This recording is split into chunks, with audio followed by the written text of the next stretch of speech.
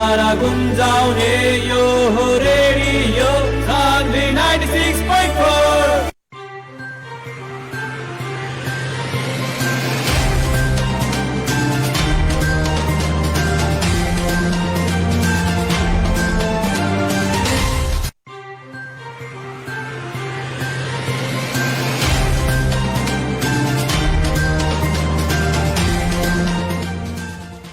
नमस्कार प्रणाम आदरणीय श्रोता, अभी वह सुनत बानी रेडियो सान्वी 96.4 मेगाहर्ट्ज कार्यक्रम आमने सामने के साथ हम कार्यक्रम प्रस्तुता विशाल यादव रौरा लोगिन के साथ उपस्थित हो चुकल बाने।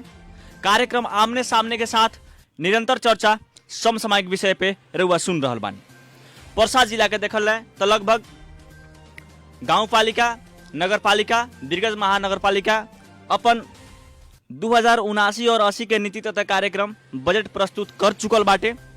और आज हमने विशेष करके बात करम सन पटरवा सुगौली गाउँपालिका के, और हमने के साथ में पटरवा सुगौली गाउँपालिका के उप मेयर ममता महतो जी हमने के टेलीफोन संपर्क में जुड़ चुकल बानी। और वहाँ भी 2079 और 80 के नीति तथा कार्यक्रम बजट प्रस्तुत हो चुकल बाटे।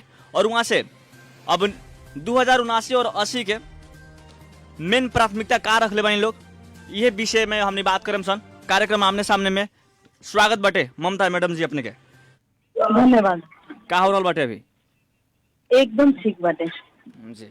अपने लगन के भी पालिका में 2079 और 80 के नीति तथा कार्यक्रम बजट प्रस्तुत हो चुकल बाटे। मेन प्राथमिकता में का रख ले बानी लगन? हमने के नीति तथा कार्यक्रम प्रस्तुत करे सन, ओमे सर्वप्रथम प्राथमिकता हमने के शिक्षा और स्वास्थ्य जी, ओकरा बाद में कृषि, पर्यटन, इस चार को चीज में एकदम ज्यादा फोकस कर गए बाटे। फोकस करे के वजह कथी बाटे कि जब तकले आदमी हमने के जनता लोग स्वच्छ ना रही, स्वस्थ ना रही, तब तकले हमने के समाज के विकास चाहे हमने के पालिका के विकास ना हो के सकी। वैसे स्वास्थ्य और शिक्षा, बिना शिक्षा के कोई भी आदमी बढ़िया काम ना कर सकी। तो पालिका के स्तर उन्नति के खातिर शिक्षा भी उतने ज्यादा महत्वपूर्ण भइला के चलते शिक्षा के प्राथमिकता में रखल गई।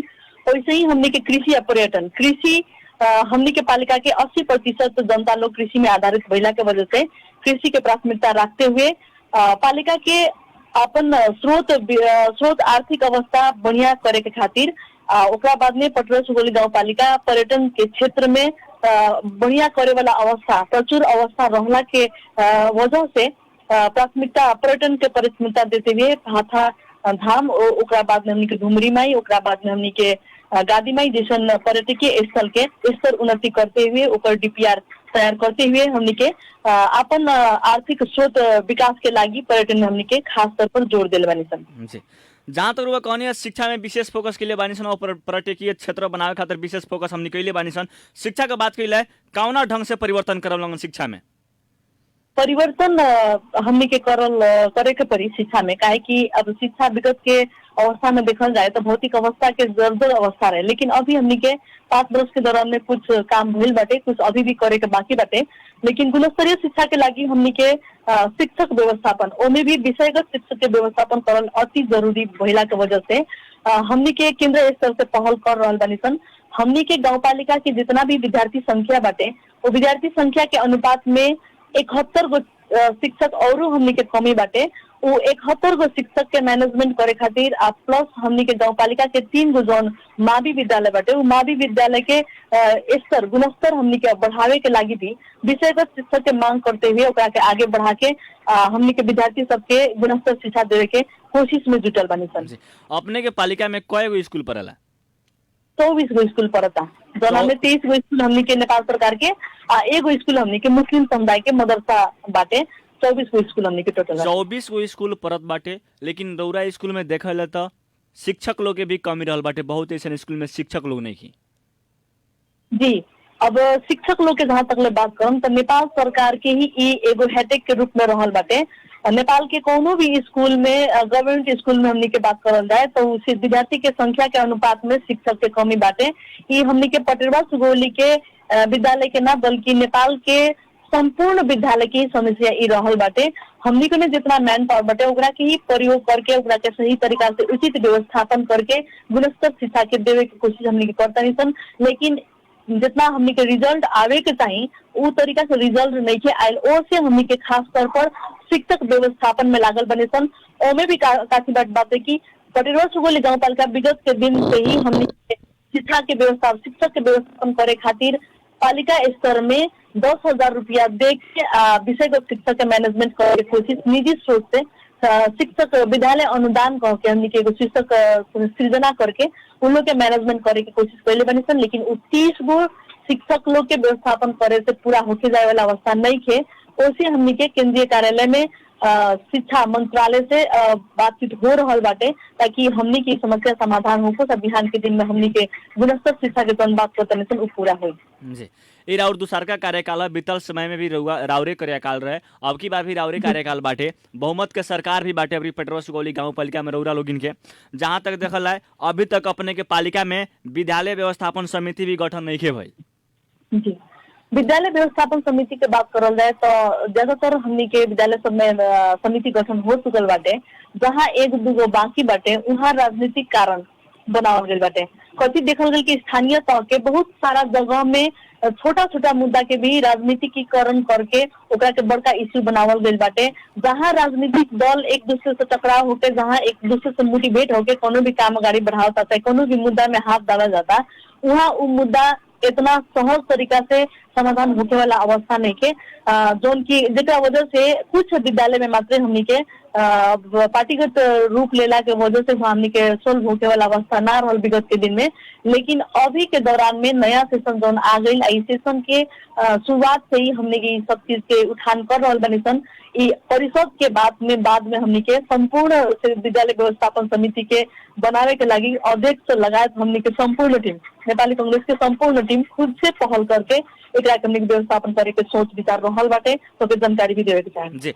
जहाँ तक देखल जाए मैडम जी अब की बार राउर मेयर साहब भी और रौरा भी बहुत एक्टिव बतावत बानी जनता के प्रति हमने पूरा तरीका से एक्टिव बानी सन। अब की बार बढ़िया से परिवर्तन करम सन, पटेरवा सुगौली गाँव पालिका के एगो नमूना गाँव पालिका बनाम सन कह के। जहाँ तक रउआ लोग इन कह रहल बानी जनता के जौन चाहना बा जौना हिसाब से शिक्षा में परिवर्तन होई की एकदम परिवर्तन करे के सोच विचार हमने के लिए बन सन।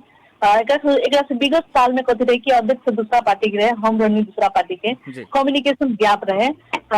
दूसरा का बात कथी रहे कि नेपाल सरकार के नीति नियम अनुसार हमने के संविधान के नीति नियम अनुसार स्थानीय सरकार संचालन एन में पालिका के गाँव पालिका के शिक्षा के समिति के शिक्षा समिति के संयोजक के गाँव पालिका अध्यक्ष के तोपल गए बाटे। वहाँ उपाध्यक्ष के उपस्थिति न्यून बाटे, जेकरा वजह से हमने वहाँ कुछ काम करे वाला अवस्था ना रहल।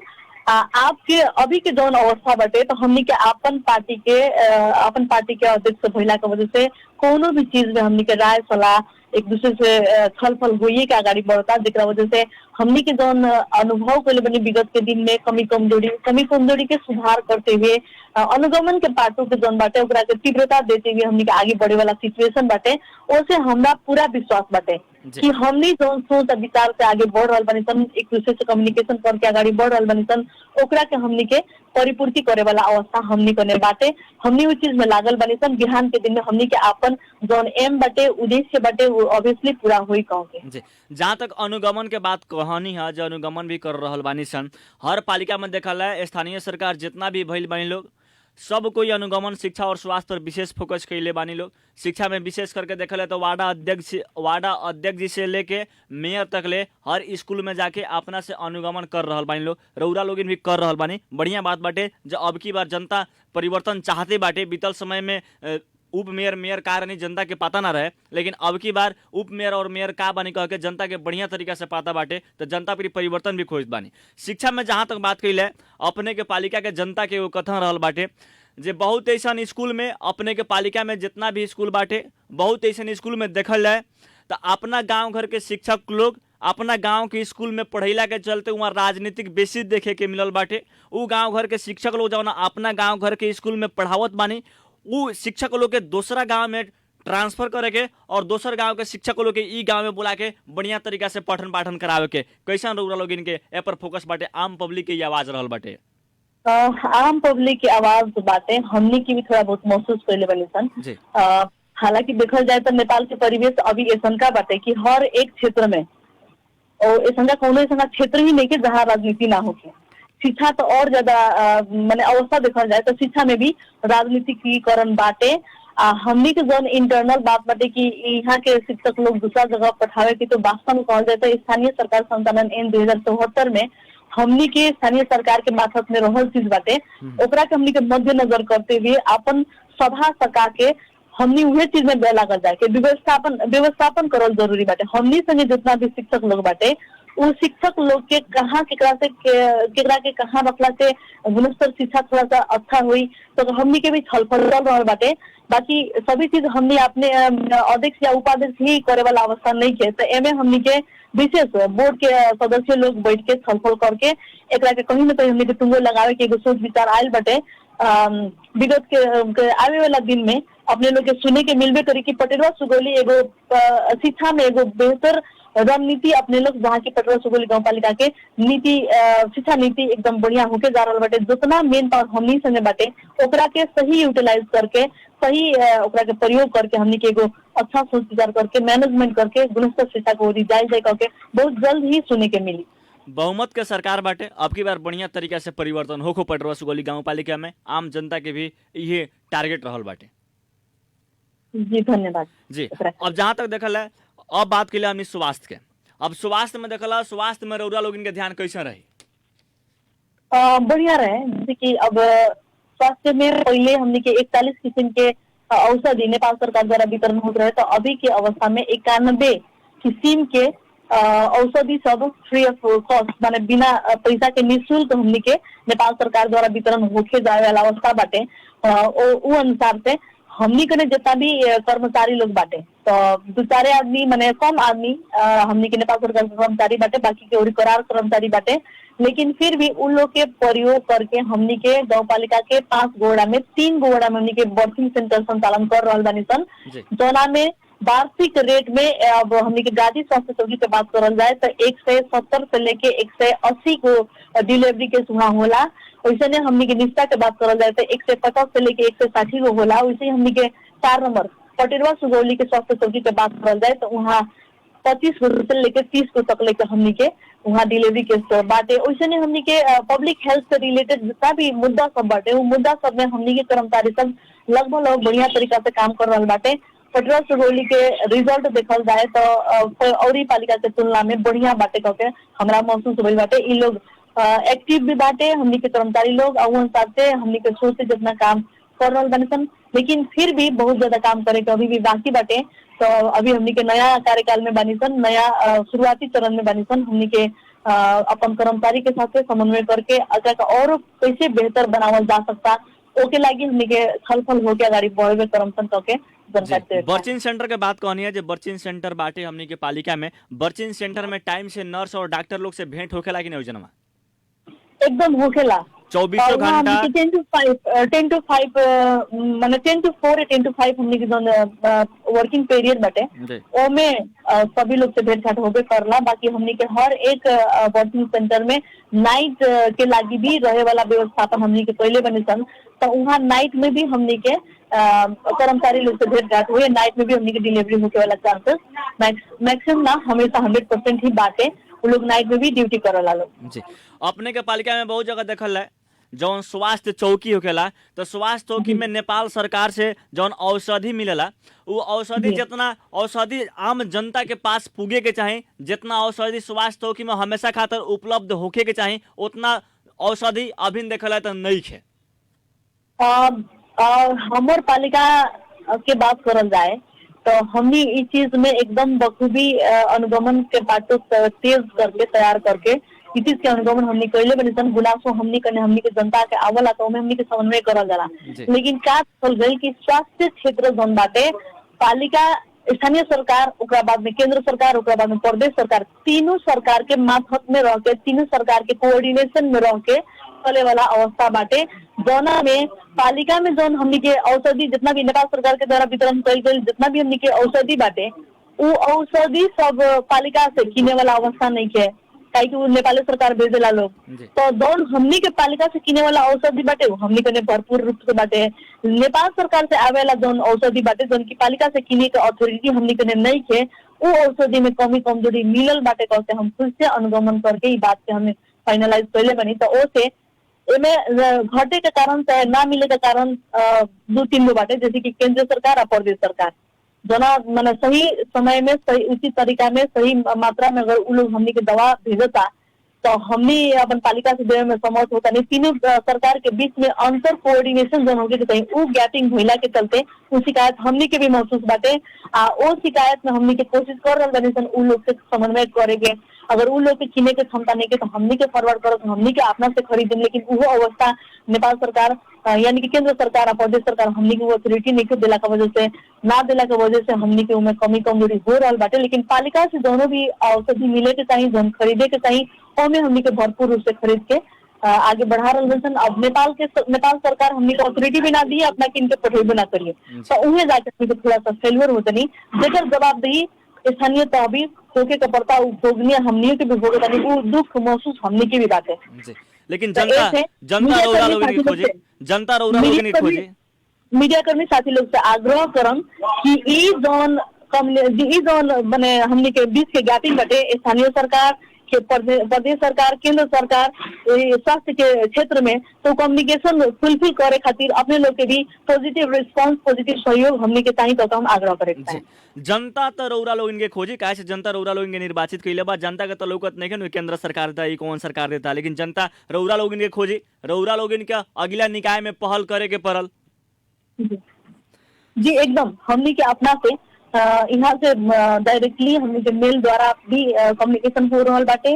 ओकरा बाद में हमनी के उन लोग से जाके काठमांडू जनकपुर जाके भेंट घाट भी करल जाता, लेकिन जना तरीका से फीडबैक आवे के चाहिए, जना तरीका से कम्युनिकेशन हमनी के तीनों सरकार के बीच में होके के चाहिए, वो कहीं ना कहीं गैपिंग होला के वजह से हमनी के इस चीज के परिपूर्ति करे वाला अवस्था कठिनाई हमरा महसूस भइल बाटे। अब जहाँ तक देखल है बहुत ऐसा पालिका में एम्बुलेंस के सेवा मैंने 24 घंटा खातर सुचारू कर चुकल गई बाटे, बहुत ऐसा पालिका में एम्बुलेंस फ्री राखल गई बाटे, बहुत ऐसा पालिका में तेल पर एम्बुलेंस राखल गई बाटे, बहुत ऐसा पालिका में गर्भवती महिला के खातर फ्री राखल गई बाटे, ज्येष्ठ नागरिक के खातर फ्री राखल गई बाटे। अपने के पालिका में एम्बुलेंस के सुविधा कैसे रहल बाटे? हमनी के भी अपन पालिका में गर्भवती महिला लोग के खातिर फ्री में हमनी के एम्बुलेंस रखले बने सन। ऐसा का विपन्न परिवार के कोई भी व्यक्ति अगर हमनी के साथ समन्वय में आवता तो उन लोग के खातिर भी हमनी के व्यवस्थापन कैले बने सन। हमनी के भी 24 घंटा एम्बुलेंस सेवा फ्री कैले बने सन, सबके लागी ना, लेकिन कुछ लिमिटेड पर्सन के लागी जेकरा क्षमता नहीं के वो आदमी खातिर हमनी के भी फ्री कैले बने सन। खासतौर पर गर्भवती महिला के लागी हमनी के एम्बुलेंस सेवा फ्री कैले बनी सन। गर्भवती महिला के खातिर राउरा पालिका द्वारा और ही कोनो सुविधा रखले बानी लगन की? जी हाँ, पालिका द्वारा हमनी के सुतकेरी पोषण के लागी झूल, ओकरा बाद में दाल के जन बात बटे उ हमनी के देवे के काम ऑलरेडी पोषण के अंतर्गत शुरुआत बटे। वैसे ही हमनी के अब की बारी नीति कार्यक्रम में सुतकेरी कपड़ा कह के अंडर पैंट, ओकरा बाद में एगो पेटीकोट, ओकरा बाद में नाइटी जोन होला, 3 गो चीज 4 गो चीज अति आवश्यक अति जरूरी भइला के वजह से सुतकेरी महिला लोग के खातिर वो भी हमनी के इस पाली से लागू कैले बनी सन। जनता अब की बार चुनाव रौरा लोग इनके जीतले बा तो जनता अब की बार परिवर्तन जौना तरीका से ढंग से खोजत बानी, जौना ढंग से अब की बार पटरवा सुगौली गाँव पालिका में परिवर्तन हुई। जी हाँ एकदम ही जनता के आशा भरोसा हमनी पर आयल बटे। नेपाली कांग्रेस के पूरा टीम यहाँ लोग के वोट दे के हमनी के जगह पर पुगैले बाटे। जनता लोग के इच्छा आकांक्षा बहुत ज्यादा बटे, लेकिन हमनी के सबके जितना कोशिश करता निसन कि उन लोग के इच्छा आकांक्षा जौन जेन्युइन चीज बाटे, जौन पालिका के वृद्धि विकास जौन तरीका से होके के चाहिए, वो वृद्धि विकास के लागी हमनी के भी हाथे मालो करके एक दूसरे से समन्वय करके आगाड़ी बढ़म। बिहान के दिन में पालिका के विकास के निम्ति कोनो भी चीज कमी ना होके जन के विश्वास दिलाए के चाहते। राउर पालिका में देखा रहता विशेष करके कृषक लोग बाने, वहाँ बहुत ज्यादा कृषक लोग बाने। पहले रौरा पालिका में 3 बाली कटात रहे, लेकिन अभिन के अवस्था में देखा तो 3 बाली कटाता कि कितना बाली कटाता तो रउआ बताएं। लेकिन कृषक लोग के खातिर कैसन सोच रहा बटे रउरा लोग इनके कृषक लोग के कौना ढंग से रउरा लोग लेके चलता नहीं गाड़ी? अब की बारी हमनी के पालिका में हालांकि 3 बाली ही कटाला, हमनी के पालिका में थोड़ा बहुत नगदे बाली के तरफ में हमनी के मकई खेती भी अगुवाई रहे, तो ओकरा के प्राथमिकता देते हुए हमनी के पालिका के व्यवसायीकरण कृषि में व्यवसायीकरण करे के सोच विचार बाटे।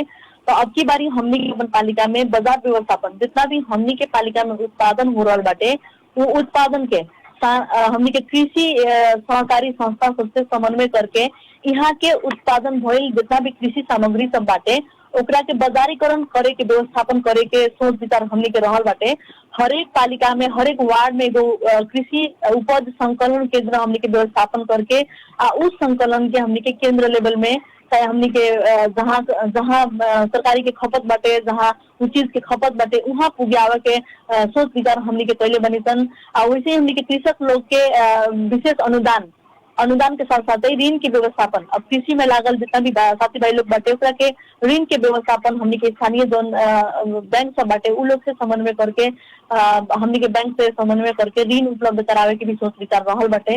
स्पेशली हमनी के पालिका के जितना भी प्रोडक्ट बाटे उ प्रोडक्ट कृषि प्रोडक्ट जोन बाटे ओकरा के बाजारीकरण करे के हमनी के मेन उद्देश्य मेन लक्ष्य रखते हुए पालिका के पॉकेट क्षेत्र में घोषणा करे के विचार हमनी के बाटे। ओकरा के जोन बेसिक नीति नियम बाटे उ नीति नियम अवलंबन करके बिहान के दिन में हमके आगे बढ़म करके जानकारी दे। बहुत ऐसा पालिका में कृषक लोग के खातिर कृषि मीटर भी दिया रहल बाटे जी। तो अरौरा लोग ने क्वेश्चन बाटे कृषि मीटर रउआ लोग वितरण करे वाला बानी कि ना?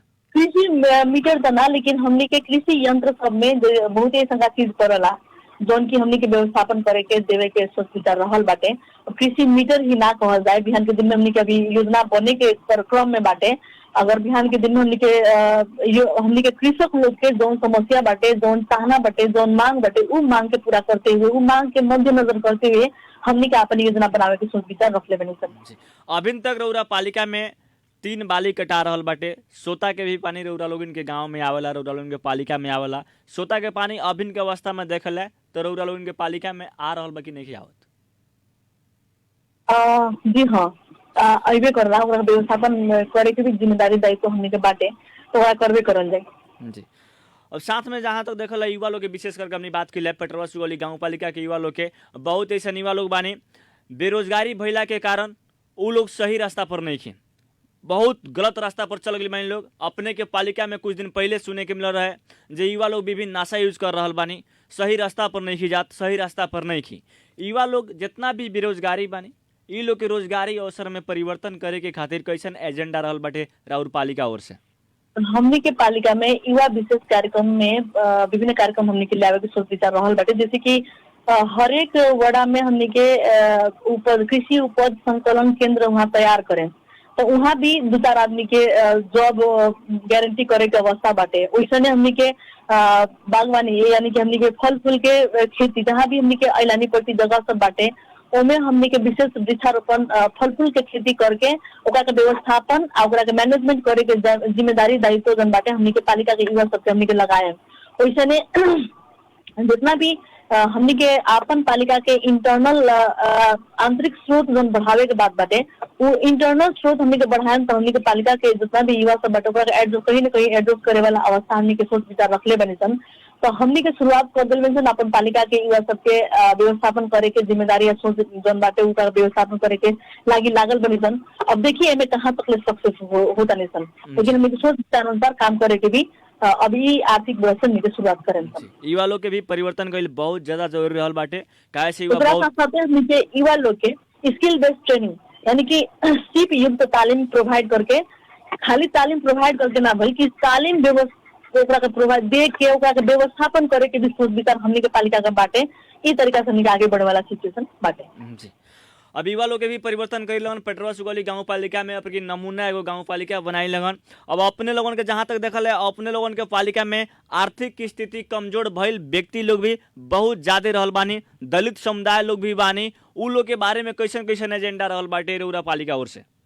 दलित तथा अति विपन्न परिवार के लागी भी हमनी के पालिका से सामुदायिक भवन ओकरा बाद में हमनी के एकीकृत बस्ती निर्माण करे के बात बाटे। वैसे हमनी के उ लोग के युवा उ लोग के लागू औषध के जन बाटे ओकरा निर्मूलकरण करे के हमनी के योजना सब रहल बाटे। ओकरा के स्किल बेस्ड ट्रेनिंग प्रोवाइड करा के ओकरा सिप में आधारित रह के ओकरा आगे बढ़ावे के सिचुएशन हमनी के बने बाटे। ये सब सारा चीज के लेके हमनी के आगे बढ़ल बनी जी। भौतिक पूर्वाधार विकास में का योजना रखले बानी लगन? अब की बारी हमनी के प्रमुख अपन सोच विचार कथी बाटे कि पर्यटकीय स्थल के डीपीआर तैयार करके केंद्र सरकार और प्रदेश सरकार से समन्वय करे के प्रमुख एजेंडा रहल बाटे। दूसर का बात कथी बाटे कि हमनी के पालिका के अपन भवन ना भेला के चलते हमनी के हर महीना में 40,000 जितना पैसा हमनी के दूसरा के देता नहीं, वो हमनी के अपन भवन तैयार करती सन तो ज्यादा बढ़िया रहती। ओकरा खातिर हमनी के जमीन छनौट करे के अभी प्रक्रिया में बानी सन। वैसे हमनी के पालिका में हुलाकी सड़क से जौन कालो पत्र होके जा रहल बाटे, ओकरा कंटिन्यूटी देते हुए हमनी के अपन पालिका के केंद्र संगे जोड़े के मुख्य टारगेट हमनी के बाटे। हमनी ओकरा बाद में फॉरवर्ड सड़क जौन बाटे ओकरा के भी कालो पत्र करते हुए पालिका के केंद्र संगे जोड़े के हमनी के मुख्य सोच विचार रहल बाटे अब की बारी। जी, हमने कार्यक्रम के लगभग अंत में आ चुकल बानी सन। कार्यक्रम का अंत में अपन संपूर्ण पालिका के वासी से रुआ का कहे के चाहे? हम अपन पालिका के संपूर्ण जनता लोग से आग्रह करे के चाहें। सबसे पहले तो धन्यवाद देवे के चाहें। हमनी के चुनाव के बाद में पहल का कार्यक्रम हमार रहल, जेकरा वजह से हमरा से सुने वाला हमार गांव पालिका के हर एक जनता के सबसे पहले बहुत बहुत धन्यवाद देवे के चाहें कि हमरा के विश्वास करके वोट देनी वो लोगिन ओके खातिर और जिम्मेदारी भी देनी। वोट जिता के ओकरा बाद में जिम्मेवारी जौन थप दूसर का कार्यकाल की जिम्मेवारी जौन सौंपनी ओकरा के खातिर विगत के दिन में भइल गलती के सुधार करते हुए हम आगाड़ी बढ़ाऊं। ओकरा खातिर अपने लोग के बहुत बहुत विशेष धन्यवाद देते हुए बिहान के दिन में आवे वाला हर एक समस्या में हम अपने लोग के साथ समर्थन में खड़ा रहम। ओकरा बाद में हमरा से होके वाला जितना भी साथ सहयोग रही वो करेला हम अपने लोग के प्रतिबद्ध बानी कह के जानकारी कराते हुए सब लोग के एक बार फिर से विशेष धन्यवाद देवे के चाहें। जी, छुड़क नमस्कार। नमस्कार। आदरणीय श्रोता, हमने के साथ में रहनी है पटरवा सुगौली गांव पालिका के उप मेयर ममता महतो जी, और वहाँ के विशेष बात है शिक्षा, स्वास्थ्य, कृषि और युवा लोग पर भी विशेष फोकस कैनी है। जेकर आर्थिक स्थिति कमजोर बाटे उनका ऊपर भी विशेष फोकस, जहां तक दलित समुदाय लोग के भी खातिर विशेष फोकस। पटरवा सुगौली गांव पालिका अब की बार एगो नमूना पालिका बने कह के काल मेयर साहब भी कहनी, और आज यहाँ के भी कह रहा बानी जो अब की बार बहुत बढ़िया तरीका से परिवर्तन करें सन। अब जहां तक देखल है पटरवा सुगौली गांव पालिका में बहुमत के भी सरकार बाटे और शिक्षित लोग के भी वहाँ आम जनता चुन ले बानी। मेयर साहब भी शिक्षित और उप मेयर भी शिक्षित बानी। दोनों व्यक्ति लोग के जब शिक्षित व्यक्ति जहां चुनाइल बानी तो अब की बार जनता बढ़िया तरीका से परिवर्तन भी खोजत बानी। उप मेयर या मेयर जी ये भी बात बोल रहा बानी लोग जो अब की बार हमने बढ़िया तरीका से परिवर्तन करम सन कह के जनता वेट में बानी, जनता वेटिंग में बैठल बानी। जे वास्तव में कितना परिवर्तन होकर बाटे। बीतल समय के स्थानीय सरकार से जनता बहुत पीड़ा में रहनी, बहुत दुख में रहनी। जनता के समझ ना आवे जे मेयर साहब लगा जाए खातर एगो राज दरबार के जनता तुलना करत रहनी जे बिहान बेला के जान उनका गेट के भीतर हमने ढुकल है कि ना ढुकल है। लेकिन यह बड़ा जनता सब जान चुकल बानी और जनता उप मेयर, मेयर, वार्ड अध्यक्ष, वार्ड सदस्य कहाँ है, कितना पावर बा, जनता के सब पता बाटे। अब की बार जनता हर जगह कोनो भी काम होत बाटे, कोनो भी विकास आवत बाटे केनहू से तो जनता वहाँ अपन एस्टिमेट खोजे कितना के ढलान बा, कई इंची के ढलान बा। भौतिक पूर्वाधार विकास में अगर कोनो भी काम गलत होता तो वहाँ भी जनता एस्टिमेट खोजे। विद्यालय बनावे में भी कोनो काम गलत, जहाँ भी हर सिस्टम में देखल है, हर सिस्टम में अगर कोनो गलती हुई तो जनता वहाँ हर सिस्टम के खोजे। अब की बार जनता परिवर्तन भी कैले बानी आ जनता भी परिवर्तन भइल बानी। बीतल समय 5 साल में लगभग जनता बहुत शिक्षित हो चुकल बानी। परसा जिला के फाइल उठा के देखल है तो एगो छिपहर माई गांव पालिका के छोड़ ले सारा पालिका में जनता परिवर्तन करके देखेले बानी परसा जिला में। तो जनता जब परिवर्तन कैले बानी तो जनता परिवर्तन खोजत बानी। आम जनता के अब की बार स्थानीय सरकार जी लोग कितना करके दिखावत बानी, अब की बार यह देखे के बाटे। लेकिन हमने के अनुमान से आम जनता के कुछ बात सुनल जात बाटे, स्थानीय सरकार के कुछ बात सुनल जात बाटे तो लागत बाटे जो अब की बार जबरदस्त विकास हुई हर पालिका में। लेकिन अब यहाँ लोग कह रहा बानी, करे में तनका टाइम लागेला, जनता भी वेट करता नहीं और हमने भी वेट करता नहीं सन। आदरणीय श्रोता, समय बहुत कम रहेला और बहुत कम समय में रउरा लोग इनके साथ में प्रस्तुति जनावे के रहेला। कार्यक्रम रउरा लोग सुन के साथ नहीं, एक खातिर बहुत बहुत धन्यवाद देते। और आज हमने के साथ में पटरवा सुगौली गांव पालिका के उप मेयर ममता महतो जी के भी बात रउआ सुननी है। वास्तव में जितना परिवर्तन हुआ कहले बानी, कितना जल्दी वहाँ लोग परिवर्तन कर रहा बानी, आम जनता के देखे के बाटे। कार्यक्रम के समय बहुत कम रहेला। कार्यक्रम आमने सामने से हम कार्यक्रम प्रस्तुता विशाल यादव छूटे के चाहे सुनत रही रेडियो सानवी 96.4 मेगाहर्ट्ज। नमस्कार, प्रणाम।